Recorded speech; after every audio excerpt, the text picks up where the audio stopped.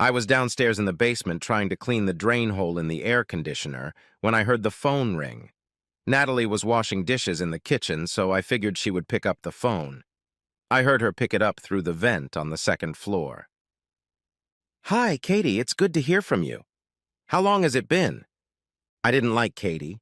She'd been Natalie's friend since high school, and I'd always had bad feelings about her. Luckily, we moved away from Lancaster shortly after we got married. I wish it had been a little farther away. Yeah, that's what I thought. 8 years really did go by fast. What's going on?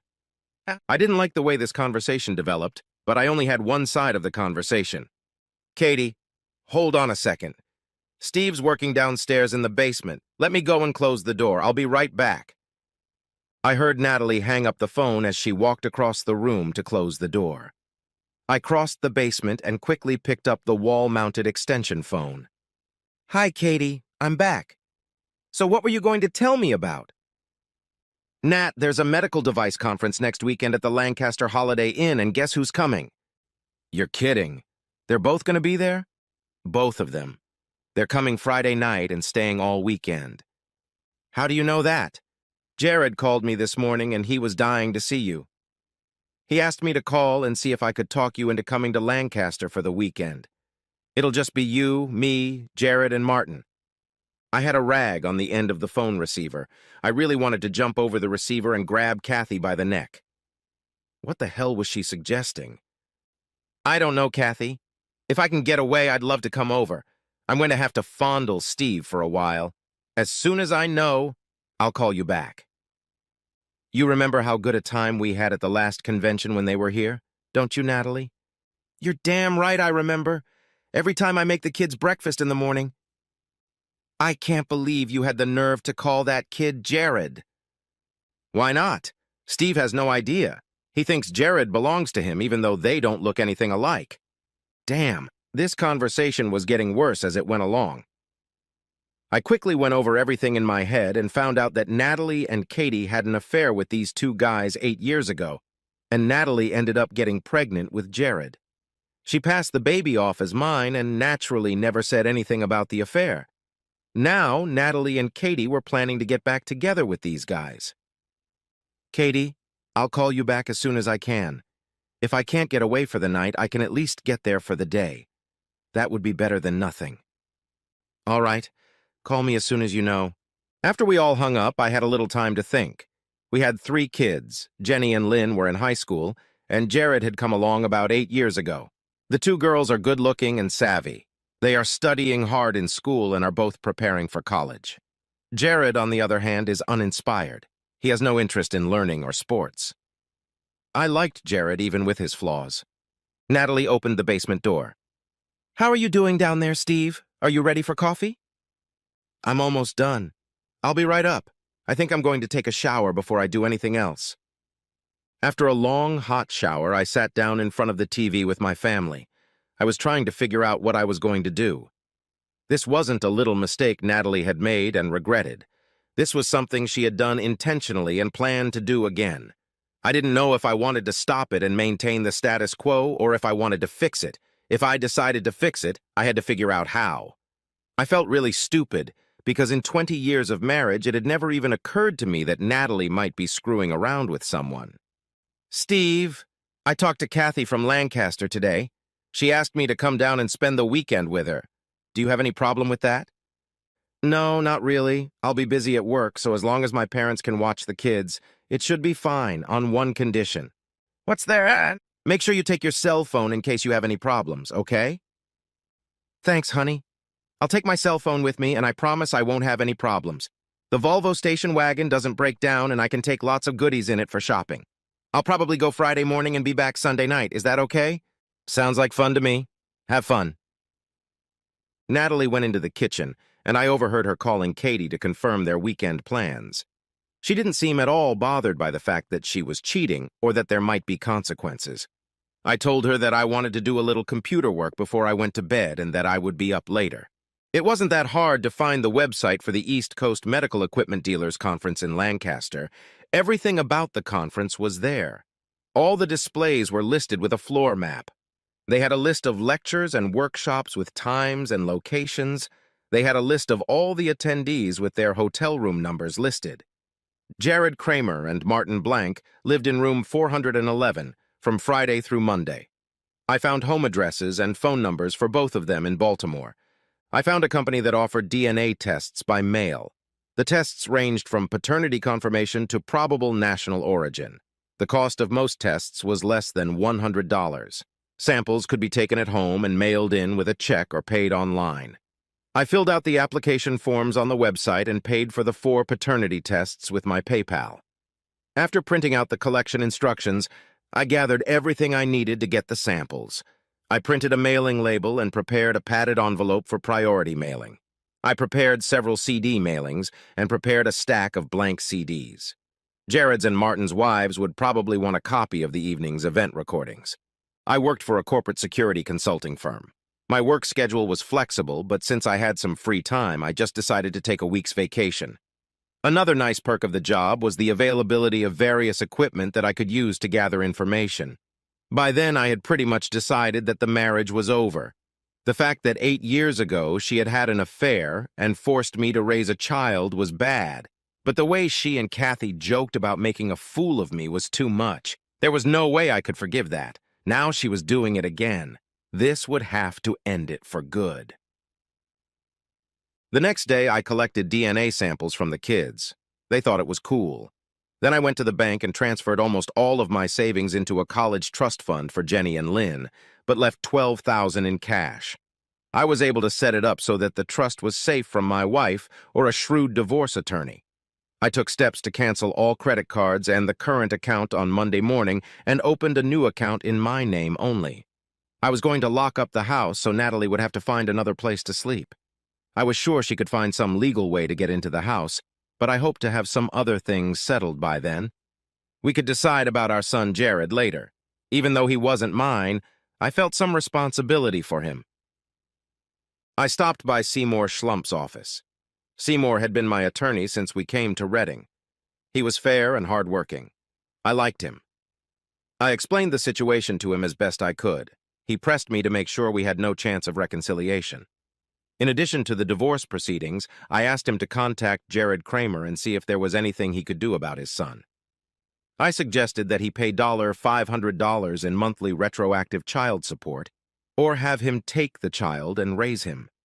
His last option was for him to give up all rights to Jared so I could arrange for his adoption. I was sure he would agree to the latter. Seymour had everything he needed.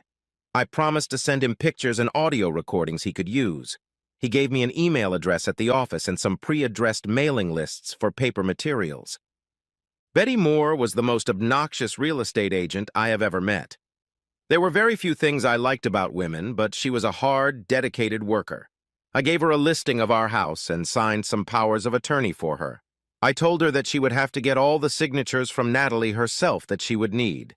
She laughed and assured me there would be no problem. I told her that the locksmith would give her a set of new keys. A wireless video camera disguised as a smoke detector was best for the job. I picked up 2 of them and grabbed 4 bugs. I also needed a clipboard, a set of stickers with the company logo, and 3 laptops. I put together a purchase order to replace the faulty smoke detector in room 411 on company letterhead. I would put the computers and all the equipment needed for the recording in a regular suitcase. I took a small stepladder. The Holiday Inn had room 311 available, and I booked it under a different name, just for Friday. There was wireless internet access there. Walmart had the best deal on disposable cell phones. I took 2 of them, just in case. My mom and dad moved into an old farmhouse near Lebanon a few years ago. It was too big for the 2 of them, but it had always been my dad's dream. He had a big vegetable garden, chickens, and an orchard. Jared loved to go there. They were more than willing to put up with us for as long as it took. My father liked Jared, but he called him Jake. He said Jared sounded like a sandwich salesman. Jared seemed to like the name Jake better than his real name. A few years ago, Dad bought a big motorhome and a little Kia to haul him around in. He used it 3 times and lost interest. I told Daddy to gas up the motorhome and get it ready. I knew the girls would resent being away from their friends for the summer. They had 1 more year of high school left before college, and they wanted to finish it at a prep school in Vermont. Natalie didn't want to spend the money. Although they were a year apart in age, they were in the same grade. Don't ask. I had no idea how Jared would take it. I'll deal with the school situation later. Right now, I had other problems. At least all the kids liked being with my mom and dad. Natalie left early the next morning. She was all in tears and thanked me again for letting her spend time with her friends. I told the kids to pack for their trip and bring enough stuff with them for the whole summer. As I suspected, the girls were thrilled. I told them to take brochures from Burlington Preparatory School, and suddenly everything was rainbows. They brought all their school clothes with them just in case. Surprisingly, Jared seemed excited about the trip. Jenny came over to me and just stood there. "What do you need, Jenny? Did you pack everything?" "Dad, I'm 17. I'm not a kid anymore. Tell me what's going on." "I'm not sure I know what you mean." "Are you and Mom having problems?" "I don't think that's something I want to discuss with you. If there was something going on, your mom and I would try to keep it from you. Why don't you pack the rest of your things?" "No, Dad. I'm serious. Things look different this time. Lynn and I want to know what's going on. We think we have a right to know." I didn't want to say anything to her about it, but I knew it would come out sooner or later. "Okay. At this point, I'm not very happy with the relationship between your mother and me. Things aren't going well between us. I don't know exactly what's wrong, but I know something's wrong." "Is Mom cheating on you?" I was quiet for a long time. "I'm not sure, but I think she is." Jenny turned around and shouted up the stairs. "You were right, Lynn!" "What does all this mean?" "I'd better let Lynn tell you." Lynn came down the stairs towards Jenny and me. "Tell him, Lynn. Do I have to?" "Yes, he knows, but you still have to tell him." Lynn lowered her gaze to her feet. Finally, she spoke. "About 4 months ago, I was skipping school with one of the guys from my lab class. We stopped by the house so I could buy some CDs. It was a Wednesday, which is when Mom usually goes shopping. I think you were at work in Boston. As we were walking down the street, we saw a gold SUV pull into the driveway. That guy, Floyd, who works with you, got out and my mom launched him into the house. We sat outside for almost 2 hours until he came out. I waited another 10 minutes and went into the house. Mom was taking a shower and the bed in your room was a mess. I left and went back to school for the rest of the day. When we got home, she had dinner ready. The bed was made and there was a stack of sheets in the dryer. I told Jenny, but she didn't believe me. For about 30 seconds, no one said anything. "Thanks for telling me, girls. It's something I never wanted to hear, but it's good that you told me." Jenny noticed a tear in my eye. She grabbed Lynn's hand and they went upstairs without another word. Dad showed up just as the locksmith arrived. While the locks were being changed, I dumped all of Natalie's clothes, shoes, and personal belongings into 150-liter garbage bags. The bags almost completely filled the back of my car. After discussing it with the girls, I decided to stay late at work before heading to the conference. CenterX was a company that was locally based, but was quickly spreading across the country.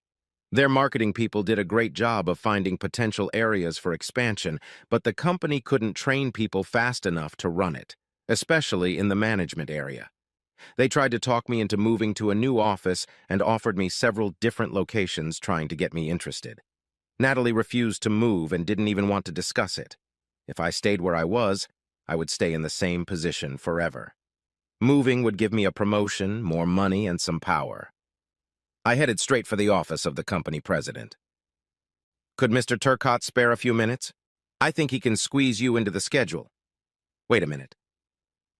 I always liked Turcotte's secretary, and I think she felt the same way about me. George Turcotte came out of his office and extended his hand to me. "I hope you're here to give me some good news, Steve." "Well, yes and no. Helen, get some coffee in the office and hang on to my calls for a while." "Well, what can I do for you, Steve?" "First, I've decided that I'd like to be reconsidered for one of the new management positions at the site where you think I'd be most useful." "That's great news. If you don't have a preference, I certainly have a great position I'd like you to take. How would you feel about Anchorage?" "Believe it or not, it sounds perfect. Are you okay with the first week of September?" "I think it would work. I'll personally take care of it all on Monday. Second what?" Well, I know it sounds weird, but I'd like Floyd Cooper to be sent there to work for me. George leaned back in his chair and started chuckling. You found out, didn't you? I don't know what you mean, George. I couldn't keep a serious expression on my face when I said that. Steve, nobody wanted to tell you anything. I didn't like what was going on, but I didn't know what to do about it. If I fired Floyd, I was afraid you would find out, and I didn't want that to happen. I decided it was best to try to keep it a secret. Unfortunately, Floyd Cooper has a long tongue. He started bragging about his affair with your wife. His secretary Tracy came to me and complained when Floyd started showing everyone pictures of him and your wife that he had downloaded to his computer. The legal department is working something out right now, but I've been keeping them on a short leash trying to protect you. Now that you know, I can just fire Floyd. It's a hell of a lot more practical than spending money to send him to Alaska so you can fire him there. You're right. I was hoping I could do a little more damage, but I guess revenge is a pretty poor method of management. I'll agree to whatever you think is fair. George pressed the intercom button. Helen, put me through to Tracy Tolliver. After explaining to Tracy what we were doing, we went down to Floyd's office. Floyd was at work in Allentown. Tracy Tolliver was a very attractive woman. She was just under 30 and aging very well. The combination of her brown hair and blue eyes always fascinated me. She was only a few inches taller than 150 centimeters, but she held herself like an Amazon. I never understood how Floyd ended up with the best secretary in the entire building. I later learned that she had asked 3 times to be transferred to my office, but my secretary wouldn't give up her position. You'll need these. She held out 4 blank CDs. Look under pending bills and click on Stoddard. Make one for yourself, one for your attorney, one for our legal department, and one for Floyd's wife. I have the mailings ready, but I need your lawyer's name. I was stunned by her promptness. This woman knew exactly what she was doing and exactly how to do it. Seymour Schlump. His office is on Franklin Street. George and I went into Floyd's office while Tracy typed in the last address. There were 20 pictures of Floyd and Natalie having every conceivable kind of sex. They were poor quality and looked like they had been taken from a webcam. It also meant that Floyd probably had a full-length video somewhere. They weren't filmed in our bedroom. George was trying to be polite about the whole thing, but he just couldn't help but stare at my wife. I was a little upset because every guy in the building had probably seen what I was looking at right now. After checking them all out, I just copied the file onto each of the blank CDs. Tracy poked her head into the room. Delete the whole damn file when you're done copying this crap. I handed Tracy the 4 discs. She put each one in an envelope and handed one back to me. Don't let your kids get their hands on these. I'll mail these 3 out Monday morning. I told George about my plans at the Holiday Inn. He didn't like the company getting involved, but he agreed to it. There was a work crew in the area on Monday, and he said he would have them stop by and take down the cameras I was going to install. George and I shook hands. I thanked him, and he thanked me. I think it was a good meeting. The drive from Reading to Lancaster took about an hour. Parking in the back lot, I checked in, paid cash, and got my keys. The first thing I did was change into my work clothes. The maid on the 4th floor was friendly enough. I showed her my work assignment, and since no one had checked into the room yet, she let me in. It only took about 20 minutes to install the fake smoke detectors. The room had 2 queen-sized beds. I was able to position the cameras to get a good shot of each bed and part of the room. Don't sweat it, I was a professional. I hoped none of the occupants would notice they were in a room with 3 smoke detectors. I went back to the room, changed clothes, and started setting up all my equipment. The pizza delivery guy got there about a half hour later. By 3 o'clock, everything was ready. Both cameras were working perfectly. The pictures were clear even in the normal light of the room. My laptop was on and working with a good high-speed connection. I had one camera set up to record every movement and the other I triggered manually. Heck, I loved my job. I had one problem. I didn't know where Natalie was. I dialed her number on my cell phone. Hey, Steve, isn't that a great caller ID? Hey, Natalie, just checking to make sure everything's okay. The kids are with my parents and I'm still at work. Where are you now? We're still at Katie's. Her husband, Ray, is going to watch their kids. Katie and I are going to spend the night at Melanie Thompson's house. There's going to be a couple of other girls from school there. That should be cool. Sounds like fun. Take some pictures. In your pervert dreams. Who's this Ray guy that Katie's with? Do I know him? I think you do. That's Ray Wilson. He was on the soccer team with you. Yeah, that's right. I remember Ray. What's he look like? A little heavier, a little balder, and a little softer. Sounds like normal aging to me. Okay, Natalie, I'll let you go. Have fun and call me if you have any problems. Love you. Love you back. Bye. Bye. I did remember that Ray was a big son of a bitch and a nasty one at that. If they were leaving, that meant they'd be here soon. I figured they would use Natalie's car, which was fine with me. About that time, some activity started in the room. Camera number 1 started recording exactly as it was set up. There was a lot of idle chatter about the trip and other trivia. They were both pretty big guys. Jared had dark hair and dark eyes, while Martin was a little bald and looked pale. Both seemed to be in good shape. Bug picked up the ringing of Jared's cell phone. Hi, it's the horse farm. What can I do for you? They both enjoyed it immensely. I wondered how many times they'd used it before. We're here, honey, and we can't wait to chat. What do you like? I assumed he was talking to Katie. It's good. It's the Outback. We'll meet you downstairs in about 2 minutes. At least they were going to feed them first. I sat there, seething with anger about the whole thing.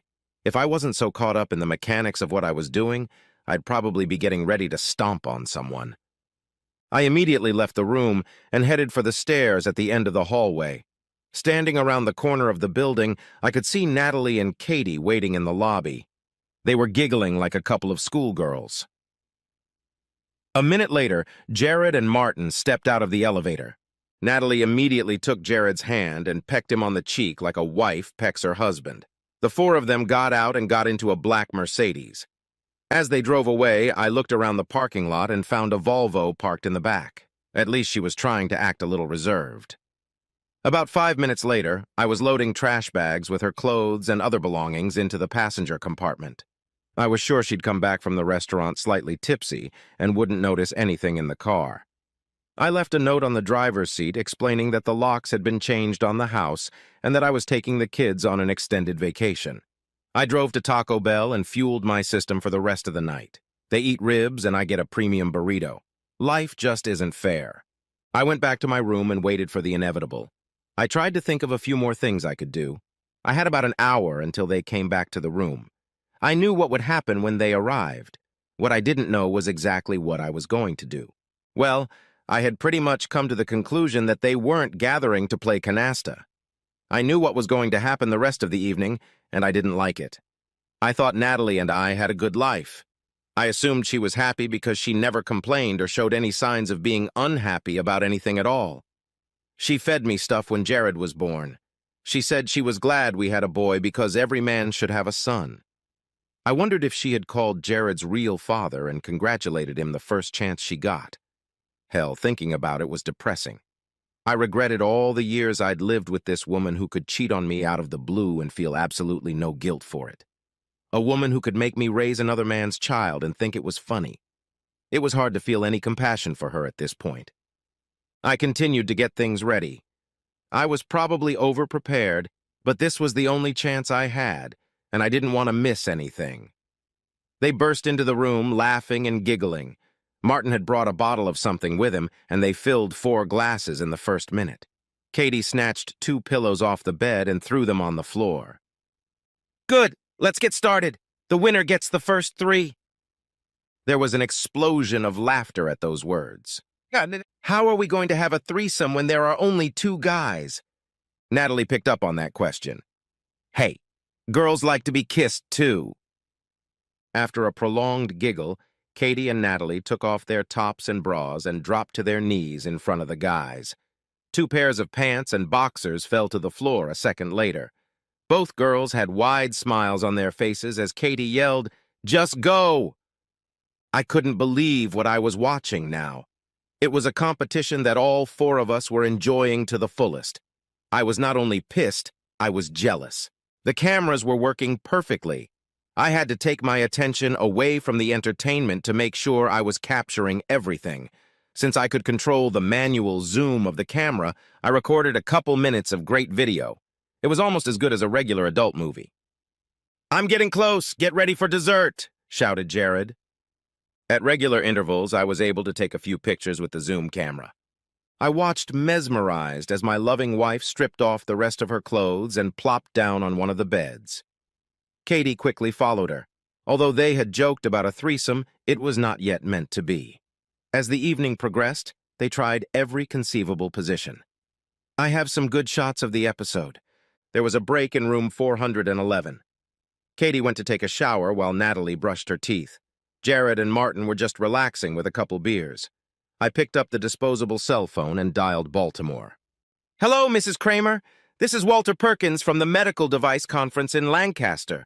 Are you Jared Kramer's wife?" "Yes, but he's not here right now." "I know. Your husband and Mr. Blank received special recognition tonight at the convention. We'd like to email you photos from the ceremony. Do you have an email account we could send them to?" Mr. Blank: "Sure, it's ikramer@bbw.net. "That's great. Do you happen to have an email address for Martin Blank's wife so I can send the photos together?" Sure. She's at bblank@bolt.com. "Okay. That's all I need. You'll have the photos in a few minutes." Of course, she could have been monitoring the transmissions on the hotel's wireless network, but I didn't care because there was no connection to me. They had a break in their conversation in room 411 while they gained a second wind. "So, Natalie, is your dear husband taking good care of my son instead of me?" "Of course he is, silly. It's been 8 years and the idiot still hasn't realized the baby isn't his. Steve lives in a world of his own. He couldn't have realized it if a letter had come in the mail. It'd be nice if you sent a birthday present or something every once in a while." "Oh yeah, that would be cool. All he needs is to see something like that to give him a clue." Katie interjected. "Damn it, I've got 3 snot-nosed kids running around my house and my goon isn't the father of any of them. He's so busy sipping his beer that he could never realize they're not his." Everyone laughed heartily at poor Ray, and I got a good sound clip. I was bored with all of these activities and decided to adjourn for the night.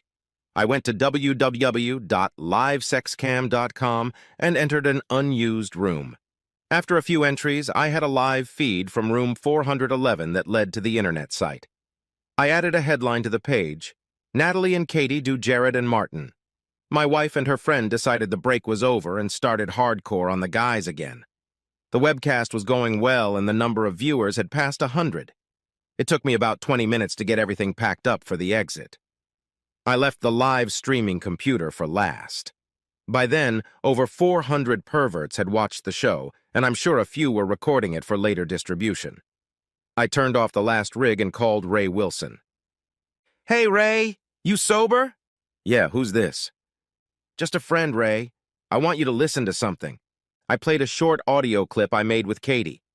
"Son of a bitch, where'd you get that?" "Ray, she's in room 411 at the Holiday Inn. There's 2 guys there and they're pretty big, so if you plan on going, take a bat or something. Otherwise, they might beat the shit out of you."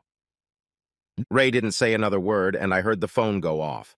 I had just finished loading the navigator when Ray jumped out of the Ford pickup with a short aluminum bat and stormed into the building. I was tired, but I enjoyed the ride back. The motorhome was all ready to go. I gave Dad a set of keys to the new house. Mom went to Lancaster to visit Natalie at her parents' house, while Dad took some guys to our house and moved all the furniture and stuff out. They had plenty of room to store stuff in the shed. Mom thought it would be interesting to hear Natalie's side of the story. My parents had the number of one of the cell phones they threw away. I keep my cell phone, but I plan to keep it turned off most of the time. Dad would take the stuff back to Center X on Monday. It was too late to head out, but I wanted to be away by the time Natalie realized what was going on. We had an RV parking lot reserved near Hagerstown, from where we could get a good drive onto the highway in the morning.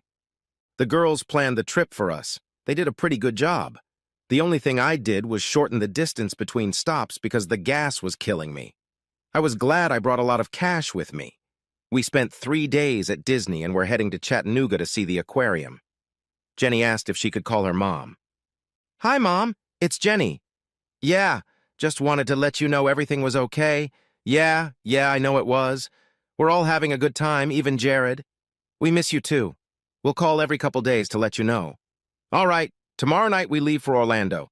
We'll be at Disney for almost a week. We have park tickets for every day, and I couldn't believe it. My daughter was setting up her mom. How cool is that? We're staying at the Orleans Hotel right in Disneyland. This is going to be so great. Okay. Uh-huh. We'll call you in a couple days. Bye. Jenny, I can't believe you did that. It was really disgusting. I know it was. Lynn and I thought it was appropriate. Of course, you know your mom's on the phone right now about a plane ticket and a room reservation. That's what we thought she should do. She needs a vacation anyway, Lynn interjected. Jared watched the DVD and enjoyed his own company. 2 weeks later, Lynn called her mother. Natalie was very upset because she had been looking for us in Orlando all week. Lynn said we were staying at Six Flags instead and tried to change the subject.